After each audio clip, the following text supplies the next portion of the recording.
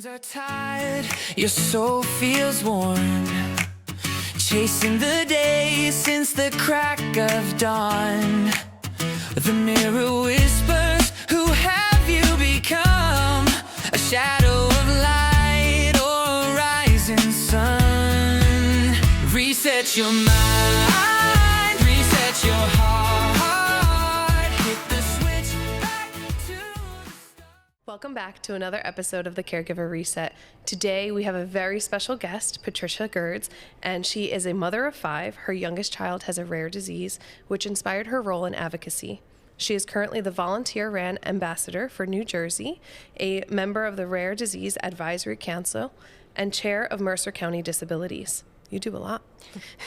She serves on the advocacy team of Fox G1 Foundation, and she has graduated summa cum laude with her degree in early education, which led to her love in writing.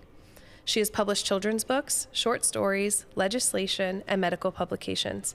She just released her first anthology, Writers for Rare, contributing stories from patients, caregivers, and industry leaders. She will be also hosting the annual Rare Disease Day event on February 27th, 2026 at the Make-A-Wish Castle. Pat, thank you so much for being here, and I cannot wait to learn more about your daughter and your journey as a caregiver and just all of the work that you have done in the caregiver space, and thank you so much for being here. I'm so honored to be here and excited. I have my very first podcast, and this is like a little bit of a dream come true, so thank you for having me. Yeah, and I think as you've learned in the caregiver world, right, we all have something to learn from one another, right? You have different strengths than I do, and everyone else that we meet, that it's just so great to be able to learn from everybody. And so I'm so happy and so honored, and it just goes to bravery and the parts that, caregiving pushes us out of our comfort zone every single day. Absolutely. Right? In ways we never could imagine. Exactly. So tell us a little bit more about your family and your daughter's journey with Fox G1 in particular. Okay. So my husband and I have been married for 26 years, and we have 5 children total. So my oldest, Hayden, is 23, Skylar's 21, Maeve is 18, Fallon just turned sweet 16, and Kinsley is 12. So she completed our family, and normal pregnancy, normal birth, and then around 2 months she started to turn blue, and it kind of thrusted us into the unknown of what's happening to our daughter. And her journey's been quite up and down, and trying to find answers. And it's just, I felt like every time she had 21 different symptoms. And every time you got one under control, a new one would pop up. It's like whack-a-mole, because you get this calm and then something new came. Her journey's been long and arduous. She has spent the first 8 years of her life in the hospital, like a month here, 2 weeks there, then we're home, then we're back. No diagnosis, so it took us till she was about 9.5 to get her diagnosis of Fox G1. And she's had 50 plus surgeries, procedures, and a lot of code blues, and just different things up and down. So most of her issues are within her GI and then her brain. And a lot of times with the GI, I thought it's a stomach. How hard is that? You eat, it flows through and it goes in the toilet. Right. But it is so much more complicated than anyone could ever imagine. So I always joke, I never knew that as a caregiver, I almost become fluent in poop. Yeah, we quite have literally. A poop chart. We have a little poop chart, so we make sure she's pooping. Yep. It's very vast, that realm. So we went to multiple hospitals, different doctors, and I found for the most part, most of the care she got was pretty good at all the different children's hospitals, but we often got, we don't know, we've never seen this before, and we'll just keep digging. And she had the West test, the whole exome test at 2, and they missed it. And when they redid it when she was 9, they found it. And I remember my doctor, who's been with Kinsley for many, many years, saying, "Pat, we are so sorry that we missed this." And I just remember saying to him, "I'm so glad you missed it." Because for me, after many, many years of not knowing, she wasn't in a box. There was no expectations. There was no plan of care. So it was like throwing darts at the wind, but there was no limitations. And for me, she would be able to walk one day and she'd be able to talk and she was going to be okay. And once you get that diagnosis, you have answers, and sometimes doesn't answer your prayers. And we had a doctor who said to us once, he's like, many children, their stories are already written, but Kinsley will write her own. And that became a magical piece of me. I just got chills. Yeah. Yeah, because it just felt like, well, you know what, we are okay with this. A lot of people are like, I can't believe like you didn't want to know. And finding out was a great thing in two different respects, in that I blamed myself. I beat myself up for 9 years. Did I eat something wrong? Did I do this? Did I do that? Like, I've caused this issue because I carried her for 9 months. It was my responsibility. And that's very hard. And I know a lot of families I speak to are like, moms feel this way. And, you know, I said to my husband, I'm like, did you ever blame me? And he goes, I never, not once would I ever. And I looked at him and I go, well, if you were carrying her, I sure the hell would blame you. So if the tables were turned. Yeah, I would be blaming you. And then the other part that was really good is the genetic link. It's not genetically linked for myself or my husband. Therefore, my older 4 children are safe from having it.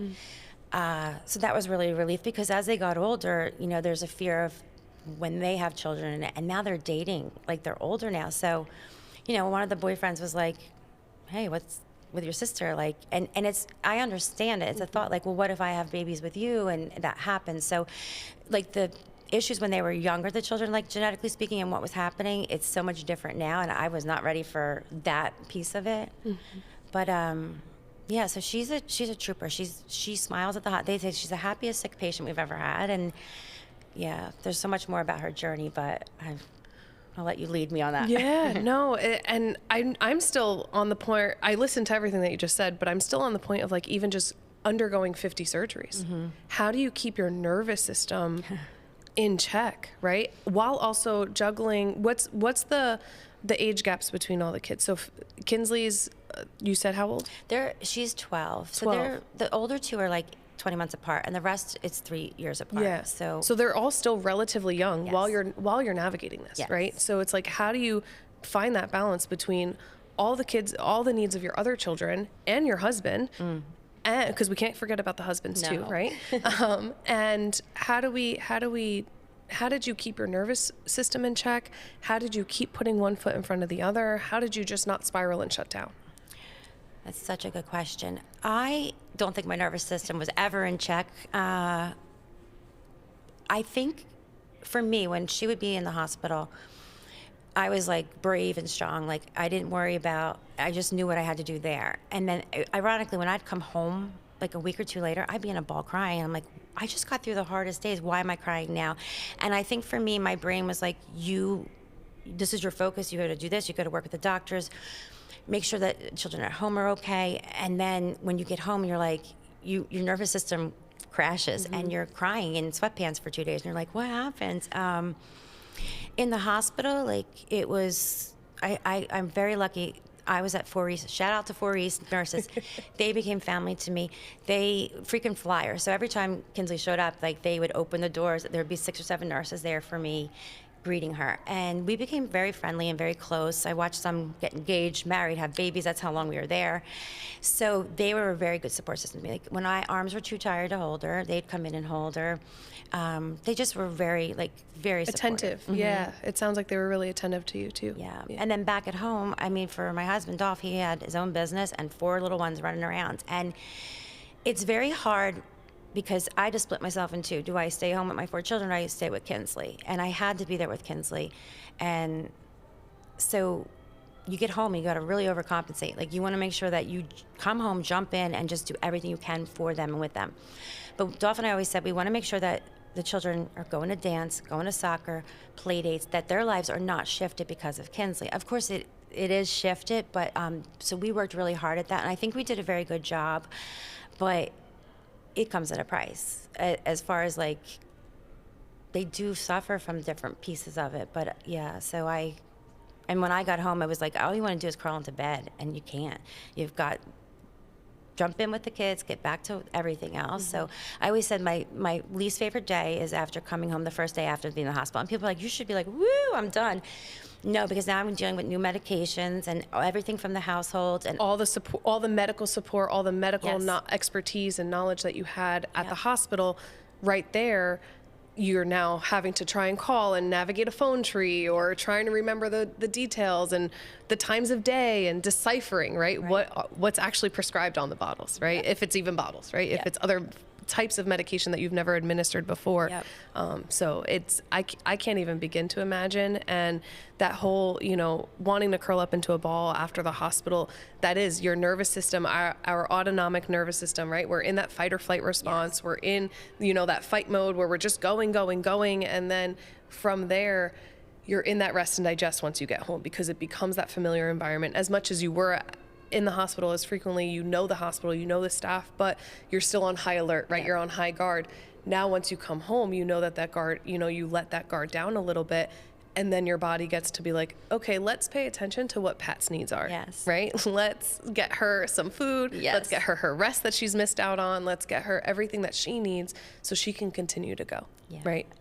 But there's a lot of guilt with that, because you feel like you have to get the house back in order and be there with every child and all the kids. And so it's like, I feel like most caregivers and moms, dads, whomever, you're never first. You don't put yourself first. And it's hard to, but I look back now and I say, I have no idea how I survived those years. I was in fight and flight all the time. And now that I've kind of come out the other end because she's doing so much better, I'm like, wow, this is nice. I can be calm and I can care for myself now. But yeah, if you feel very like, how do I take care of myself when there's so many others who need you? And I was wrong to have that belief and thought pattern, because like they say, like, you have to take care of you if you're going to take care of everybody else. So I'm happy that I can do that now. And that's one thing I would tell my younger self when I was going through all that. Pat, it's okay. It's okay to be upset and mad and scream, and it's okay to take care of yourself, because you're neglecting yourself and it's not good to anyone. So that's one thing I will tell caregivers and stuff, like, it is okay. It's not selfish. It's not wrong. It's a necessity. And even if it's the tiny thing, like, I love a bubble bath. So if people are like, how do you chill out? A bubble bath. And I put my music on and I love it. And that's like my reset. And it allows you, right? It allows you to have that time just for yourself to know, right? You're nourishing your body, you're nourishing your mind to allow yourself to relax. It's something that you're able to look forward to. And I'm so happy that you bring that up, and also having that message for our caregivers to say, you do have to take care of yourself. That's like the meat and potatoes of this entire podcast is, we do have to take care of ourselves. And I know that it sounds so cliche and it's overused everywhere, but it really is such a fundamental thing.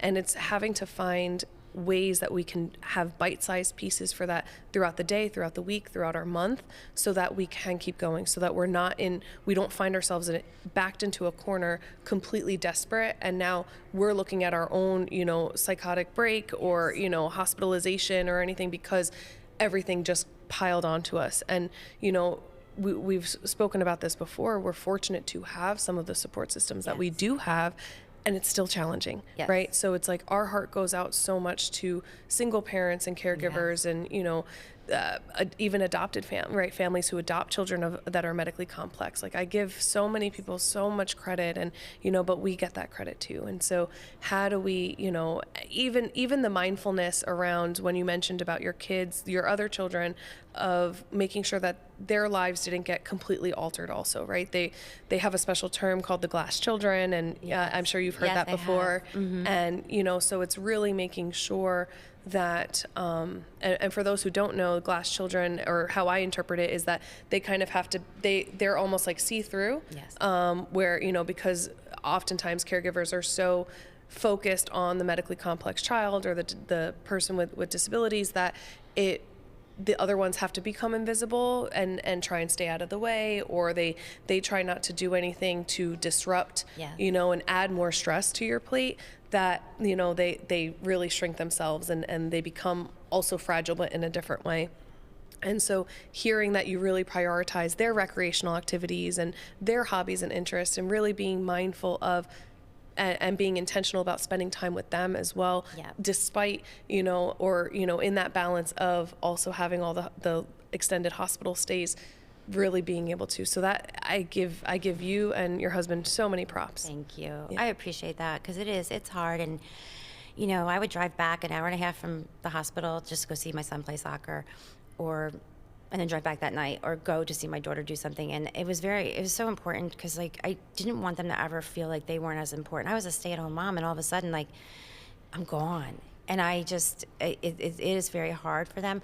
But we included them a lot in her medical stuff. Like we were very open and honest about things. I mean, when things were really bad at the hospital, like we were not into details about it because there was nothing they could do about it.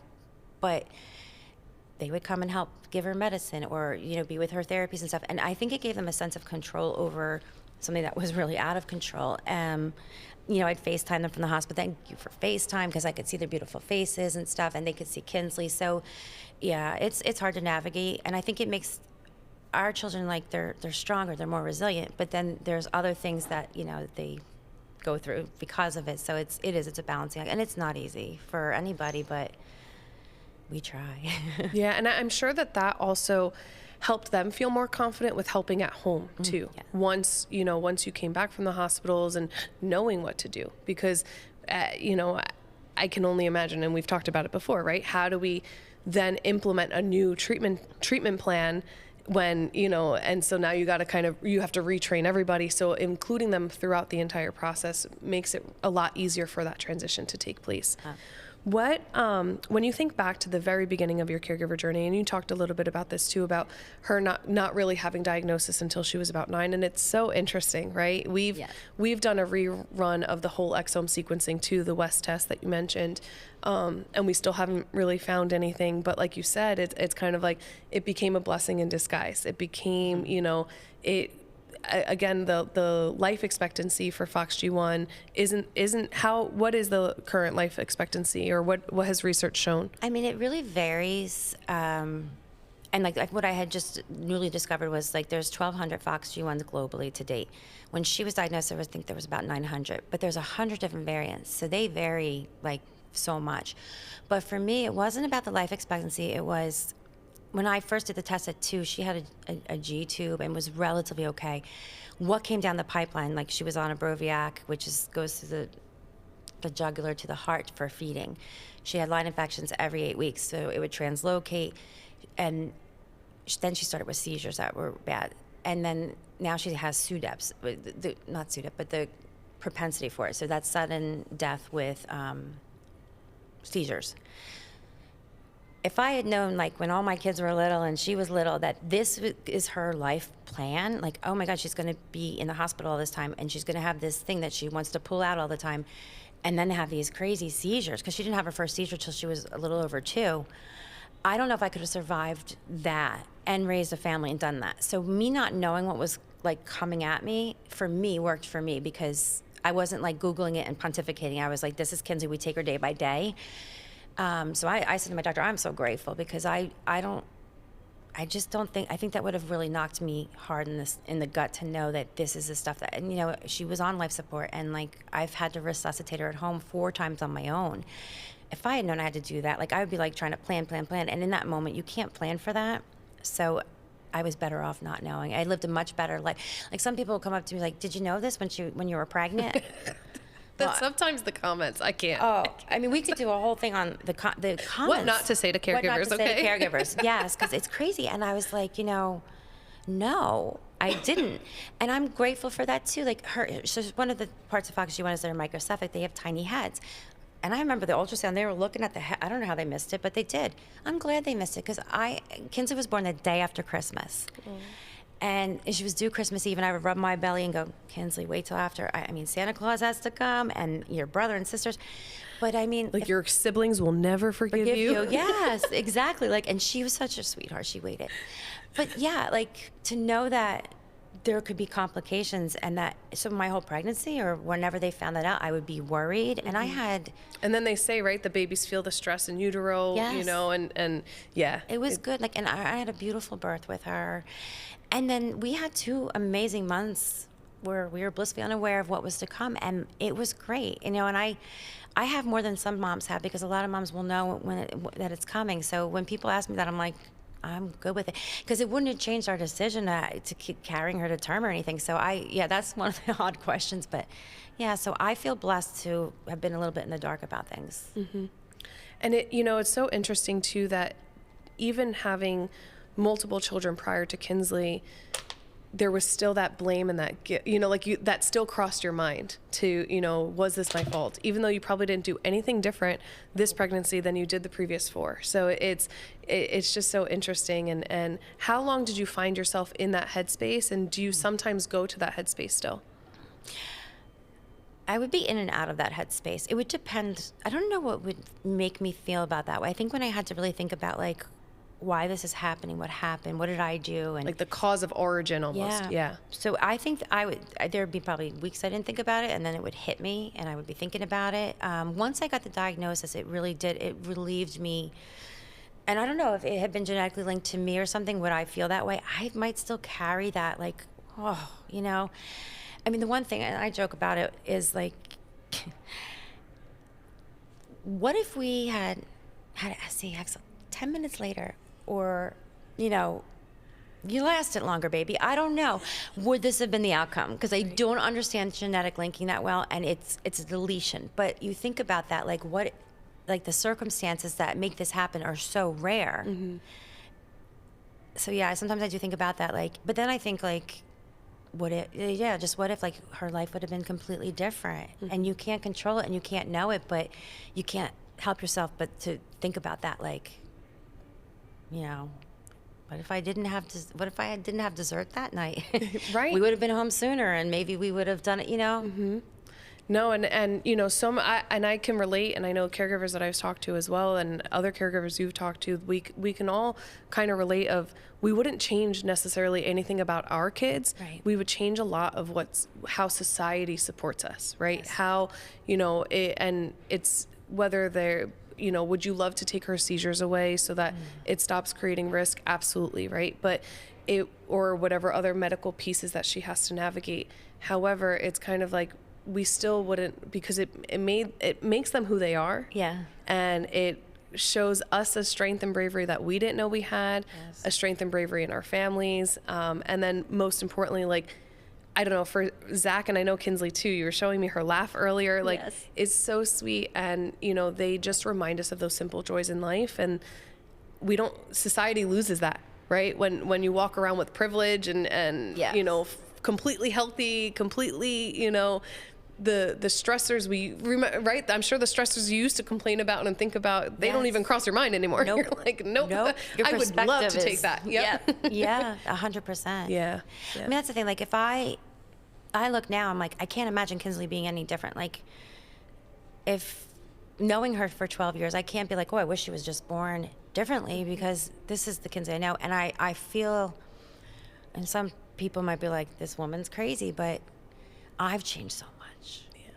And my family has. And not just that, like, people see her on the street and they smile, like, she's just this bright, beautiful light. And I wouldn't want to change that. What I would like is, like, the new therapists to come through and all of a sudden know how to work better. with her, because me too. Yep. And like, the one thing I always wish for is, like, I would love to have just one day where she can talk, because I want to know what she's thinking.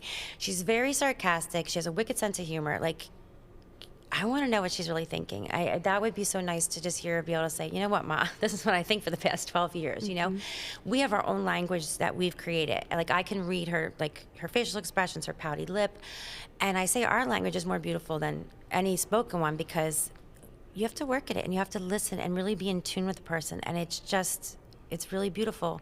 But that would be the one thing I would love, just one day, one little conversation to see what Kinsley really thinks and feels, because I don't know. Mm-hmm. I know what she gives to me and I can assume, but I'm sure she would curse a little bit because she hears that all the time. But as she should. I know. Hugh always says Zach has a world-class pout, so we might need a pouting competition. Oh my God, I love that. Yes, their little lips. I know. Lately he's been doing like this little, he side eyes you too, and then he'll do like a little smirk too, and you're like, what are you thinking? Like, oh my God, all the time. Tell me more. What are you thinking? Oh my goodness. So yeah, but it's true, right? And they teach us presence, right? They teach us. I was telling someone the other day, it's like, Zach could care less if there's a million toys in his room. He could care less. Are you laughing with me? Are you interacting with me? Are you keeping me full? Keep him full and he is happy. He does not care about anything else. But because we strip away all those the things that we perceive as necessities. Yes. Because they just bring that simple joy and that presence. Yes. So I would love. Have they ever tried any sort of communication devices with her? Yes, or we have the eye gaze. Okay. Oh, us too. Yes. Yeah. We're new to it. She has Korea movements, which is like the movement of dance, is how they put it. So they've gotten much better. So her keeping her head like steady is tough, but she's gotten very ornery with it. She has to do it. She's like, because she doesn't. Zach does the same thing. Does he? I know. Mm-hmm. Yep. Because he has to work, and they say it makes him very tired of the eyes and stuff. But yes, isn't that funny? Yeah.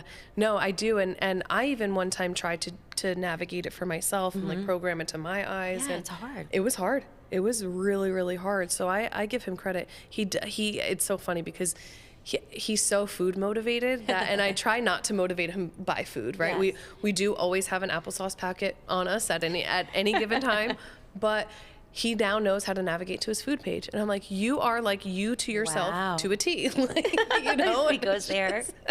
He does. And will he tell you what he wants to eat? We're working on it. So it's new to us too. We had gone through our trial with insurance. Yes. And prior to that, school I'm sure was the one that really helped to figure out which device and systems and everything. And so they had figured out that this would be the best system for him. And then from there, we just started to have it, I think maybe like December-ish. So it's been a couple months now. Yeah, so it's brand new. And so we're hoping, our goal is that we'll have some sort of in-home therapist start with us pretty soon. That would be great. Where we can, she worked one-on-one with someone who used an AAC, so a touch one. So I said it's very similar in how it gets navigated and how it gets incorporated throughout the day-to-day. Right. It just feels so unnatural to us right now. It is. And so I think right now what we've been trying to work on is having him to say more if he likes something. It's funny because he never eats pizza because we don't really give him dairy. But he has said pizza, I think 139 times or 179 times. And I'm like, why does he say pizza all the time? First of all, it's a fun word to say. And it is a fantastic food group. But I think because he listens to songs that sing about pizza all the time. And I was like, oh, that makes sense. What are his favorite shows? Oh my gosh, his favorite shows. And he also navigates to that. So he'll go to like home folder and then I can hear it in the voice. Yeah. Right? I do wish the devices would say please and thank you all the time because otherwise they're just shouting out demands all the time. Oh yes, yeah, you're right. You're right about that. They don't. It's like, and the voice is funny. It's like, yes. We've talked about wanting to, because AI is coming out, right? Yes. And we're like, how do we like clone even just like the morsels of the words that Zach does say to like transcribe into, but you would have to do every single card and thing. And so his speech therapist would be like, that's a lot.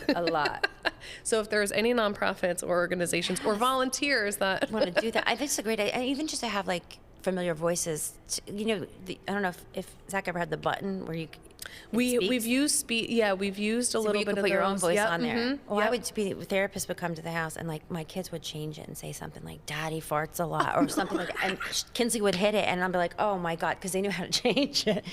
And like Kinsley would be cracking up about it, but I was like, "Guys, stop changing the button. The therapist is here." But yeah, like having our own voice, I feel like that would be more effective to them. And there we go. Let's let the eye gaze people know we have to do that because they know our voices and they might be more responsive. Mm-hmm. No, and it's so true. And I notice like repetition is, dad and him have such a routine, and they're both early risers, and they have a routine of what they sing. Hugh sings to him every morning, and just they're just their interactions, and we have our own routines, but they look forward to that. Yes. They know, and not in the way where, I think some of our kids can't break from routine and then ensues a tantrum or a meltdown, right.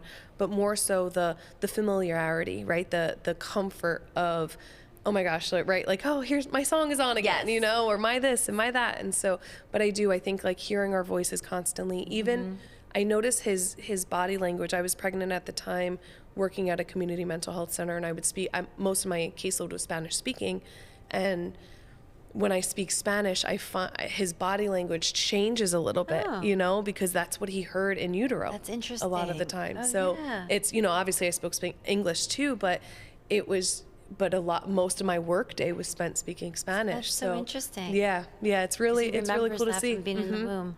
Yeah. Oh, wow. Yeah. So, you've said that your experience as a mom also feels different from many others. What makes it feel different for you? Again, you kind of touched a little bit about it, about not having diagnosis sooner, you know, and just kind of ins and outs of everything. But what do you really feel makes your journey feel different? It's such a hard question to answer, but I don't know. I feel like meeting so many other different parents and stuff, like I feel like a lot of the things that they need or want to go forward, I have the opposite experience. I just have the opposite way of looking at that. And that's partially why I love to be able to share my story, because it gives you I think it can move people's focal point a little bit. Like, you know, as far as like, you know, not knowing about a diagnosis. I did a genetic lecture and I explained to the geneticist, like, that you really have to listen to your clients to know where their head is at. Because when geneticists are like saying, we have, you know, it's this is that, we got to test this, we got to do this, it's overwhelming and we're not processing it. And it's all also like in medical terms. Even when you were sharing before too of the jugular or this and that, I'm like, what? You know, like it goes over your head is spinning, you're trying to process. They're going at lightning speed, and it's just, what do we do? Right?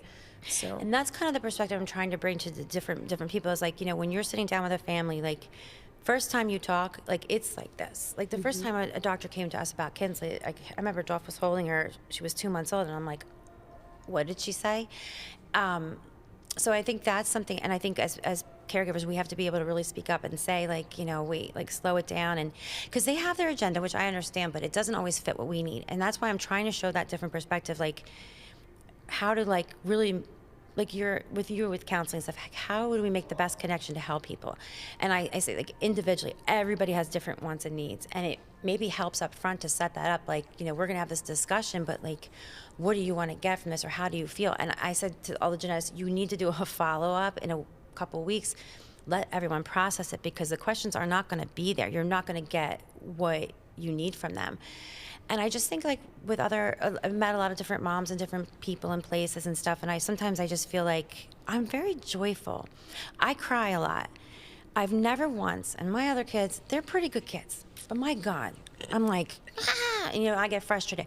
And I find I've never once gotten frustrated with Kinsley. And I mean, medically speaking, and all the things she goes through, I've never once been like, I can't take it, Kinsley, or I need to walk away, or got frustrated. Like, I feel like I've embraced this. And when she first got sick, I remember, like, they had a diagnosis and they said, she won't be here for her first birthday. And I just remember being like, no, not my daughter. Why me? Why me?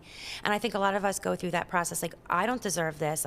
And in my life, I'm like, I was a really good mom. No mom deserves this, but I was a good mom. I was baking and cooking and very present. And there's some moms I know who are not as much. I'm like, why am I getting this lesson? Like, what did I ever do? And what have I been praying for? Yeah, like, why? I didn't need this lesson. And then I learned through that experience that God wasn't teaching me a lesson. He was giving me a blessing. And Kinsley came to me, I feel, to change me as a person, like, to help me grow. And because of her, I'm a better mom to my children than I ever could have been. And I'm just an all-around better person. But when you're in it with that, you're like, why? Why me? I think, so the question why, I always ask that. Like, why did a friendship end? Why did this person say this? Why? And like, the people pleasing in me left a couple years ago, and isn't it so liberating? It is. I'm in that journey now where it's like, you know what? I have to focus on my central unit, you know, and that's it. Everything else will fall into place. It's hard to cut people. And I'm talking, I had to cut family. I've had to cut friends. It's very, very hard. Best thing I ever could do. And so that's another part of, like, you know, my different perspective is, like, you know, you feel like you have to keep up with everybody and keep doing that for what? Mm-hmm. What is driving your soul and passion? What makes you happy? Because if you're being drained by friends or going to activities you don't want to do or you're not going to find pleasurable, why are you doing it?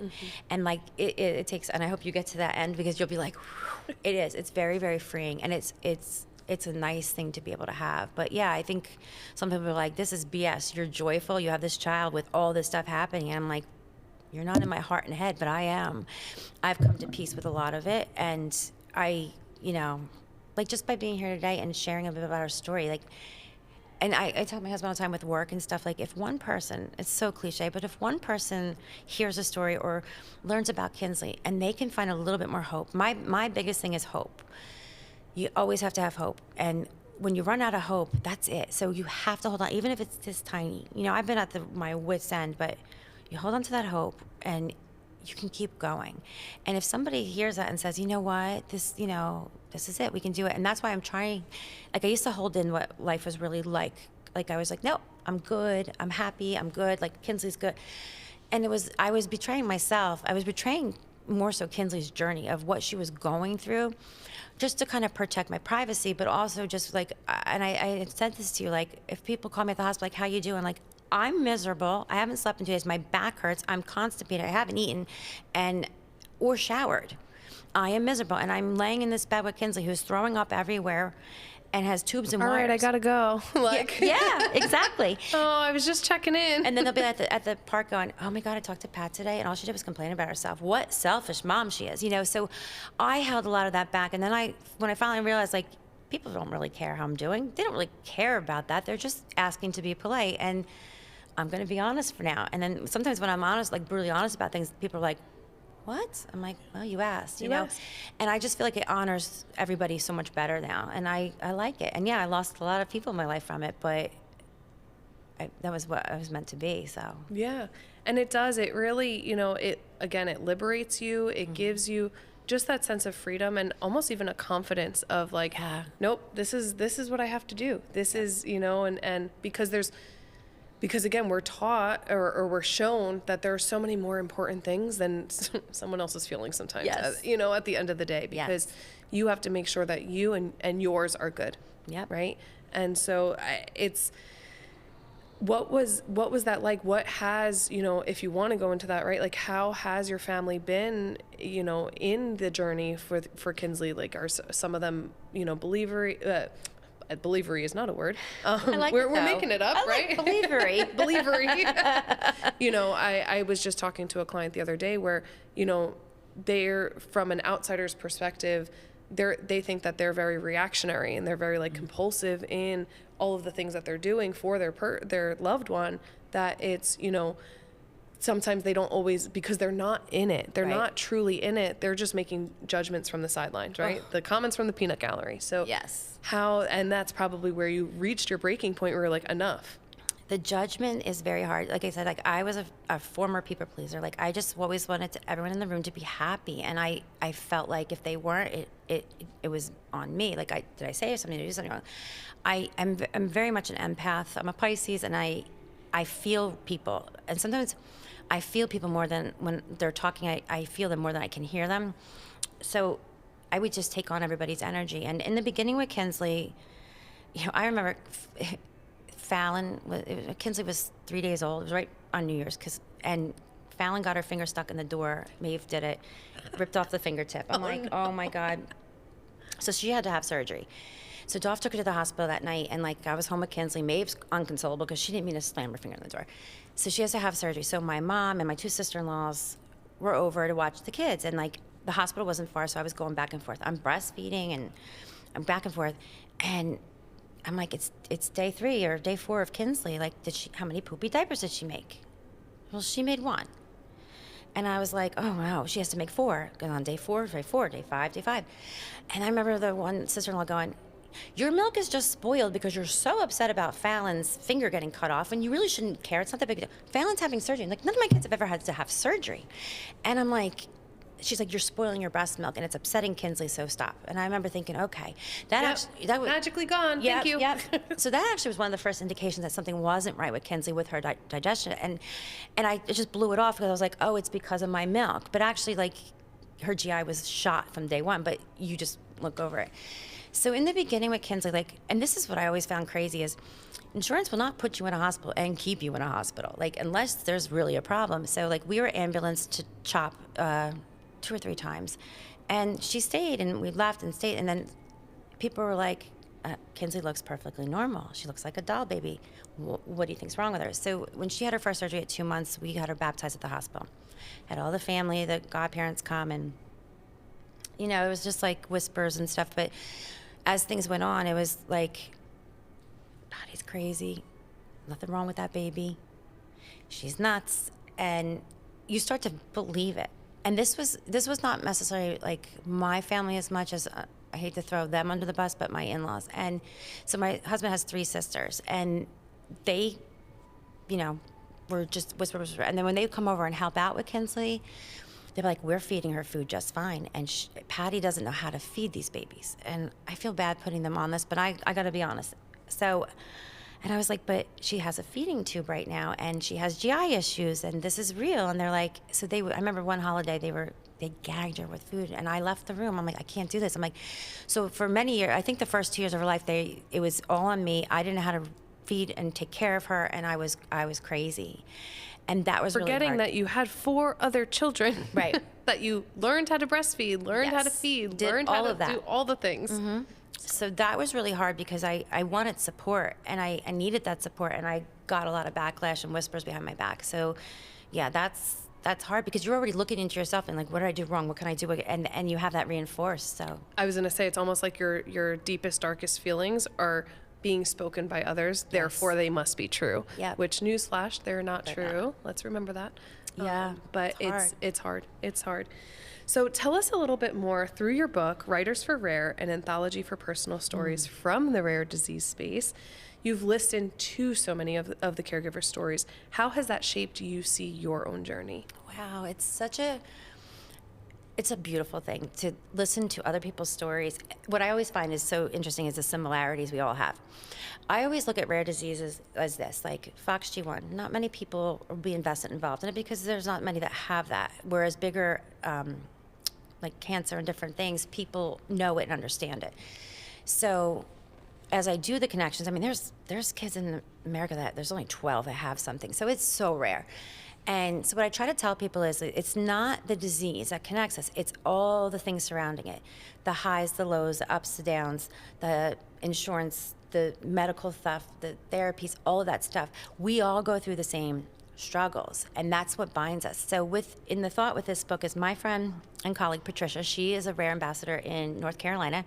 She actually has her own rare disease, and we were talking at the summit, and this was a few years back, and I'm like, yeah, I'm a writer. I didn't know she was a writer. She's like, let's make a book. So we had been talking about it, and then last year at the summit, I was like, we got to just do this. Okay. And we decided we wanted perspectives from patients, caregivers, teachers, industry, doctors, everybody. Because everybody's connected to the rare disease space, whether you know it or not. Whether you're the nurse, the doctor, the company that gives you the medicine or the durable equipment and all that stuff. So that's what connects us. So we wanted to get different perspectives. And we wanted it on different topics, like your diagnostic journey or this or this or that. So we got 30-something stories in here, and they're all beautiful in their own right, and they share their perspective on what their journey has been. So in meeting and talking, because I did interview a lot of the people before, like putting their stories in, it's very, very interesting, and like some of the stuff still shocks me. Like, I can't believe this has happened to you. Like one of the stories, it's very cultural in their culture that you don't have a child who's disabled. So they were shunned away for that, and it's just very interesting. And I love hearing people's stories. And even when we cry about it together, or it's so sad and heartbreaking, it's what we live through. So, and then there's a lot of different stories in there that are inspiring as well. But I think it gives you a bird's eye view to what it's really like. Just like what your podcast is doing, is really giving a bird's eye view to what it's like to care and love somebody who is medically fragile. And I think it's so important for people to see, to become more accepting in society, and like you said, not just glare at us, but actually embrace and not be scared. I think some people are afraid. I'm like, Kinsley's wheelchair, all that, it's her accessories, like her feeding tube bag, it's an accessory, like a little handbag. Like, let's, and I respect the curiosity behind it, but like we said, some people's comments and stares, it's like, if you slept at night, you might be like, okay, but if you didn't sleep good and you're tired, you want to be like, rage. And I'm ashamed to admit it, but I have gone bonkers on people, like it's rare that it happens, but it does happen. it does. Yes, Like, yes. and they, it's just, you were the wrong person at the time to say something to me, like, I went to return something. Kinsley at 4 months had strabismus, so her eyes were crossed. We had that too. Yeah. Did you really? Yeah. I think we've like grown out of it, sort of. I don't know. We have strabismus and then congenital exotropia, where his eyes kind of work perpendicular. They don't always like come together, but because the underlying thing of hypotonia is low muscle tone. Everything in your body is a muscle. Yes. So tongue, colon, right? The like tongue is the everything. big one. That's why she can't like coordinate to eat. It's like worms. It's it's so bizarre. It is It's so so bizarre. bizarre. But sorry, so the strabismus. Yes. So I went to do her 4-month-old photos. I have little Fallon with me, and then some people had bought her clothes, and I went to go return them at, I won't even say the place. I have the receipt, the tags are still on, and my driver's license said we were like, my husband had it for some reason. I don't know if we were buying a house or whatever. Like, well, we can't return these without the driver's license. Even with a receipt. Interesting. Receipt and the tags on. So in the meantime, Fallon was like, I'd spent some time in the hospital, like, this was mommy and we're gonna have this fun day out.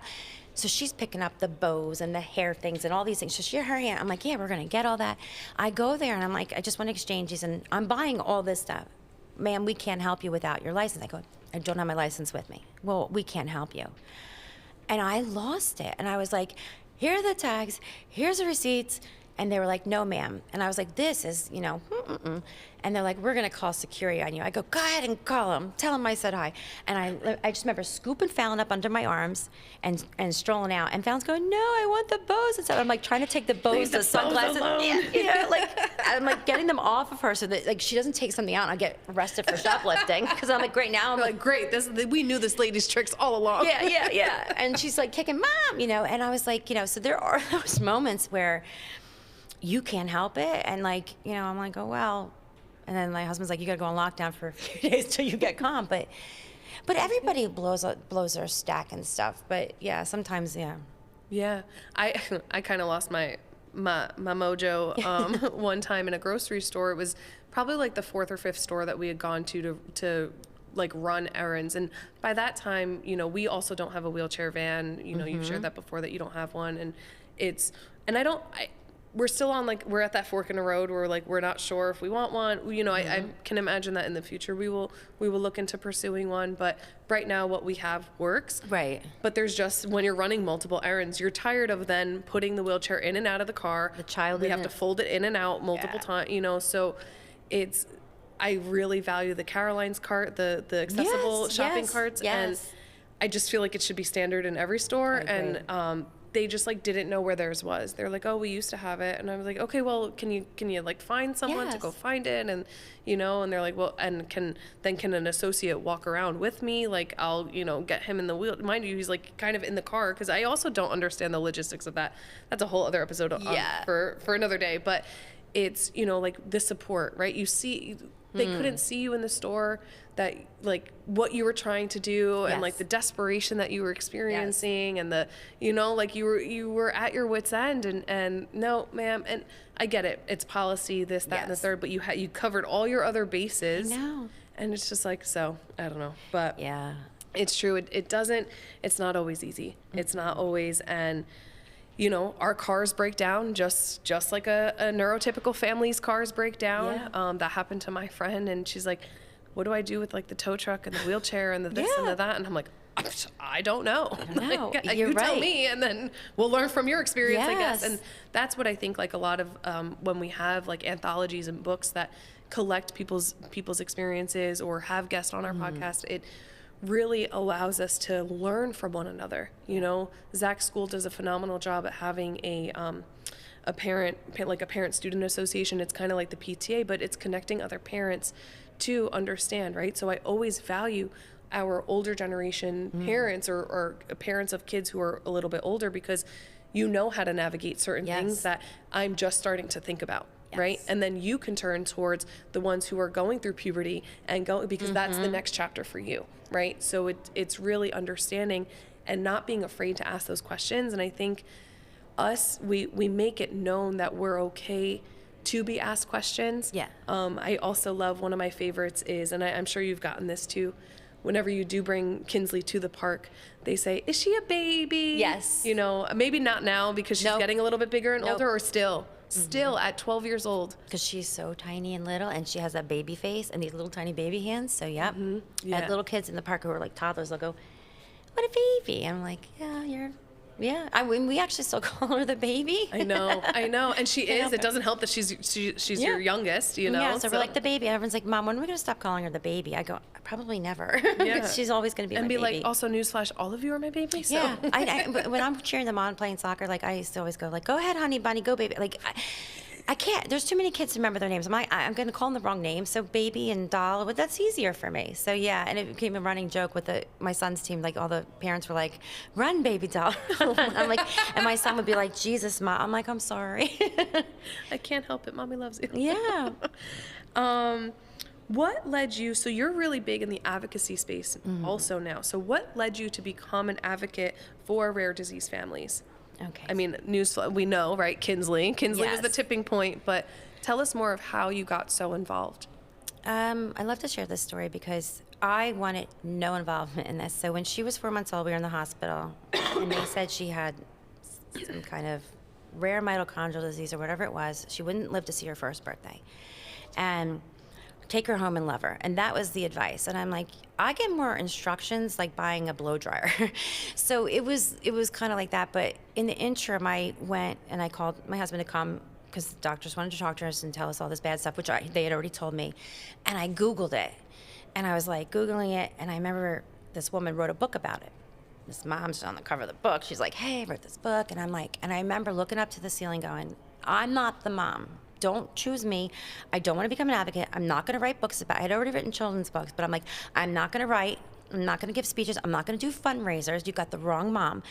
Make her healthy. And I was so adamant about that. And then years later, I was sitting on the bedside with Kinsley, and I learned a lot about health insurance companies and the way they maneuver and don't always give you what you need. And especially someone who's rare, there's no protocol. So it was like, we have to throw this here, try this.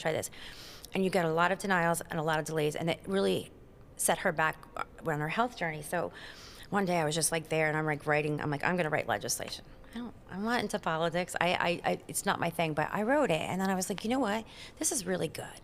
So I called the Kinsley's bill, and I met with my assemblyman, who is very dear to me now. Ironically, I went in to see him, and I told him a story. I'm like, imagine this. And this is how I try to explain it to get my legislative through. God forbid you had a car accident as an adult. You hurt your leg, and the doctors are like, "Listen, we got this device. It'll get you out of bed. It'll get you moving." Unfortunately, it costs too much, and we have to wait for insurance. It could be up to 8 to 9 months. Would you wait as an adult?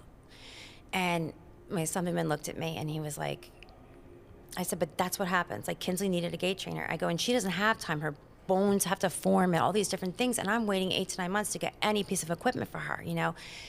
And they're like, "It was so nice to meet you." And he was ushering me out really, really quick. And he was like, "I can't promise you to get this done, but I promise you I'll do everything I can."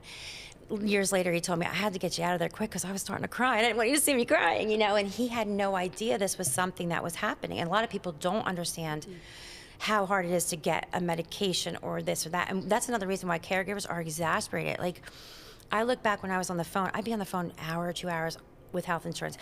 Little ones running around, Kinsley here, and you're just like, wait a minute, I don't even know how to do this. So when I look back now, why I advocate, I have to go backwards with that, but I advocate today. The main reason I do it is when I picture myself back in my old house, sitting in that nursery with all my kids running around, crying and begging to help my daughter. Like, we didn't even have nursing services for the first 2 years, and she was on a J-tube suction machine, like all that stuff. And I'm like, I don't want another mom or family to feel this way. Mm-hmm. So if I keep forcing new laws and doing this, maybe it'll change for them, because nothing helped me back then. And I had to find out, like, New Jersey is abundance of resources, but it's an Easter egg hunt. And like you were saying, older moms can mentor you through it. If I didn't have other moms or different people to share it with me, I would never be where I am. But now that I have learned all this, I got to give it back.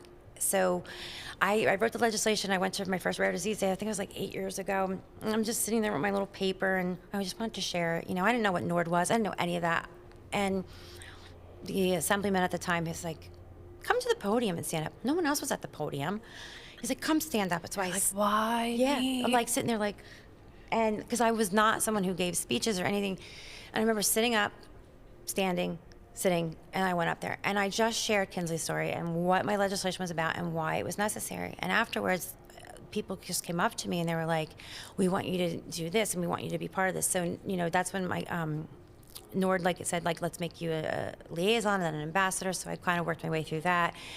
And just through the years, like different committees and stuff, like you go to different things and you work with different people and you get the calls. It took, my journey to be where I am today, it's been 8 years and it's been a lot. And then we had COVID, so everything was like on Zoom, which actually is great because I can Zoom from home. But yeah, it just, certain people start finding you and you start to grow. And I never thought I'd be here, and I'm so happy I can be now. Yeah, no, and it's so funny, right? Because you were steadfast. You were like, absolutely not. I am not doing this. I'm digging my heels in, you know, like no way. And here we are, right? And so it's just it's such a beautiful journey, and we're going to continue to be on this journey. And so tell us a little bit more. You are organizing NORDs, and let's define what does NORD stand for first. So NORD is the National Organization of Rare Diseases. So they've been around for over 40 plus years, and they do amazing work. Like, they work with legislators to pass some important legislation. They help families, and they do all that. My role is RAN. It's the Rare Action Network. So that's like a grassroots extension of NORD, where we're volunteer ambassadors in New Jersey, and we get to do things within the state and try to help raise awareness and community outreach. That's a big thing, like getting resources together. So RAN is the arm of NORD. And so through that, like Rare Disease Day and things like that, it's really about, I like to look at it as a celebration. Let's celebrate and honor parents, caregivers, doctors, legislations, industry, pharmaceuticals. Like this is our day. So every year it falls on the last day of February. And people Last day or last Friday? Last day. Last day, okay. Mm-hmm. I couldn't get the castle on Saturday, so. Fair. Yep. So yeah, there's ambassadors across the state of New Jersey, and everybody does different things. And I've used the Make-A-Wish Castle before, and it's just a magical place. It's so beautiful.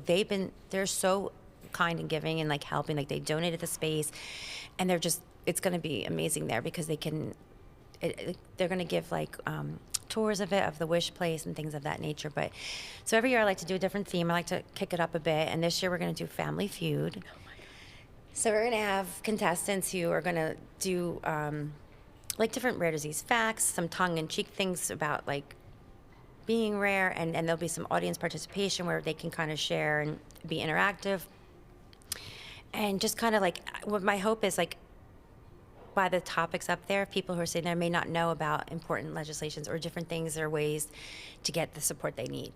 And they're going to learn that there. And all of these resource tables will be there. So I have quite a lot of New Jersey, like, resources that will be there. There will be people there with information, and they can talk to you and like give you that. And on the fun side, we're going to have like a face painter and like carnival, like candy and food and just some fun things so that it's children friendly as well as adult friendly. Mm-hmm. And it's just a place where everyone can just like eat and mingle and get to know each other, get their resources, and just know that this is our special day. We get one a year, and we're going to celebrate it and really enjoy it. Yeah. And you're surrounded by people who are in the same boat as you, yeah. Right? Well, again, like you said before, it's our diagnoses may be different, our specific medical needs might be different, but the emotions, the overhaul journey of the roller coaster, the ups and downs, the grief, the joy, the gratitude that we can find, the hope that we hold on to, we're all sharing that in that space, and I'm so excited for that.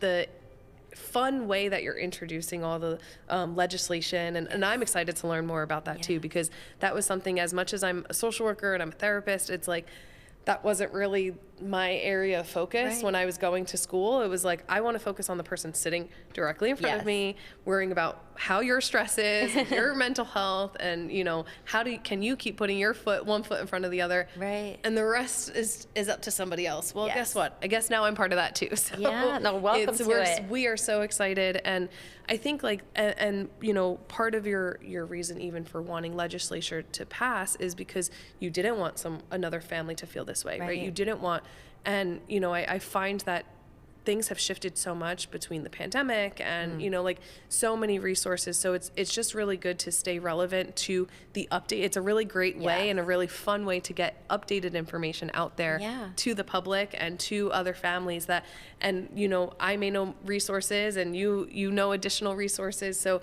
it's just a really great way, and it puts a face to, you know, so many times we have to focus on what's wrong with our children, right? What are they not doing, or, you know, what are they, you know, what milestone have they not met? What have they, you know, you know, we focus on the things that they can't do in order to access services, which we understand that piece of it. It doesn't make it any less hard. It doesn't make it any less emotional for us. And so it's, I've lost my train of thought on that, but it's just so important, right? It's so important for us to celebrate and to know that like this is, you know, it is a fun thing. It doesn't have to be all this like dreary and you know, so I'm so excited. I'm cannot so wait glad to be you're there. coming. I am so excited to have you there and to be there and to be able to like meet all the different people and stuff. Like these are our peeps. Yeah. We all get each other, and outside this realm in the real world, it's like we don't always get the same grace and understanding. But you can't unless you. It's like you can't understand. Like if you have to climb a mountain, like no one knows what that feels like unless you have to actually do it. So I understand and respect that. But these are our people. We've been there. We've all been there. Like you'll be like, oh, this happened, and yeah, that happened to me, and this is how I feel. So it's kind of like a kumbaya, like we're all here together. Yeah. Whereas, you know, before you would have people talking on the side behind your back saying like she's doing too much, or, you know, she's making a big deal out of something that's not actually there. Right. Versus, you know, no, you're completely validated in this. Yes. You're, you know, you are not crazy. And you know, and I remember now too, it gives a face to all these organizations who, you know, do help us, or, you know, say that they help us, but then we can kind of clarify and highlight some of the gaps. I know I've done that. Oh, yes. I've done that a couple times where I'm like, yep, I've tried to apply to you, and, you know, this is, you know, he still doesn't qualify, and even though, you know, and so it kind of helps put more humanness, you know, create a human interaction and that human experience, to where it's not just because I am not always the nicest over the phone, you know, because I'm already starting in an excited place. I'm already you know what's coming. You know what's coming. Exactly. Yes. Exactly. You have to tell the story 6 times before you get to the person, and you're like, and you know, yes. You and only for it to ultimately end up not going anywhere. And that's unfortunately a lot of times where, and that we will end our podcast soon, because that will be a whole nother, that changes our tone of our podcast. I get episode. it, believe me. But it's, you know, it really does, you're already setting up, you've trained for war. Yeah. You know, so now you're already starting with that altered state that it's, yes. You know, so I'm so excited. I cannot wait to be there. So after hearing your story and sharing everything that you've shared, how do you hope that listeners feel? What do you hope that they take away from today's episode? I mean, I think that one of the biggest takeaways to people listening to this is to know, number one, you're not alone. It is so isolating, and it doesn't need to be. And you're not alone. We are all feeling and going through these things. You're not going crazy. You know, you're just going through it. The dishes and laundry can wait, moms. It can wait. Your well-being and mental health is more important. And spending time with your child means a heck of a lot more than anything else. But you also have to have your girls' night out, and you have to have your reset. And if you're in a relationship, you need to nurture that. It's very, very hard. But in order to have that connection, like, you have to say, you know what, I'm going out. Like, I'm going to go out, have some sexy time, like go have a drink and have fun and dress up. I would spend, and I still do, a lot of days just in my sweatpants, not worrying about you're vomiting and you're pooping all over me. Changing diapers. Changing Yep. diapers, but you have to sometimes just say, I'm gonna wash my hair and put on a little makeup and just dress up a little bit. It sounds so small, but when I go out to the food store and stuff, and I just look like a slob, and I never used to do that pre-Kinsley. I was always dressed. I'm like, wait a minute. It's been 3 days. I slept in this. It's a little embarrassing, but it's the reality. So I think sometimes you do have to dress up and show up for yourself because you'll feel better, different little things like that. But our journeys they're long and they're hard, and there's going to be a lot of times where we just but you got to keep getting back up. That is a challenge, and you got to do it for your child or the person that you love, because when I look at Kinsley, that child knows nothing but happiness, love, and she is cared for. I mean, her tushy's So wiped, carefree. They are she's so fed. carefree. Yeah, they don't have a worry in the world. Most 12-year-olds now are getting the premenstrual, and they're boys, and Zach gets his diaper changed with his hands behind Oh, his no, he head, and doesn't. I'm like, oh, I can't believe this right now. Since he was a month old, he just tucks his hands Oh, behind my his gosh. head. He's like, yep, I'm ready. I'm the king of the castle. That's all they are. They really are. And they, in a way, people are like, oh, you got your hands full. I'm so sorry. Your life must be so hard. And it's well, it isn't, it isn't. And for someone like her, she literally, she's like, my life's great. I love the fact that she doesn't look at other children running or talking and get frustrated. Thank God for her. She's like, this is me. And she's never felt that frustration, I can't do this. In her mind, everyone's doing it all for her. So I think that's so important to know, I've never given up on her ever, but I've given up on myself. I've given up on my housework. I've given up on friends and family. I've given up on society, but I've never given up on her. And it's a very slight differentiation. Pat, you kind of do give up sometimes. I do. I'm human. And I think I'm very strong, and I've gained a lot of strength, but I can't always be that way. But when she's in the room, I can give 100%. And when I can't, I'm not in the room with her. I was upset the other day over something, and she feels my energy. I can't be holding her. When she was in the hospital, I would leave the room when I got upset, and people were well, she's little, she doesn't even know. She can feel my energy. So, and I try to keep that separate, but God chose us, and I know people don't like that. But I feel I believe Kinsley chose her family, and she looked down on God and said, hey, Kins, your life is not going to be that easy, so why don't you go pick the people you need in your life? And it's actually, I'm working on a children's book about this, where she picked a brother because when her legs won't work, he can carry her. She picked my daughter Skylar because Skylar is very chatty, and since Kinsley can't always speak, she would speak for her. But I do believe that, and I know a lot of people don't like that sentiment, but it gets me through. So I would tell caregivers that sometimes we're not being punished.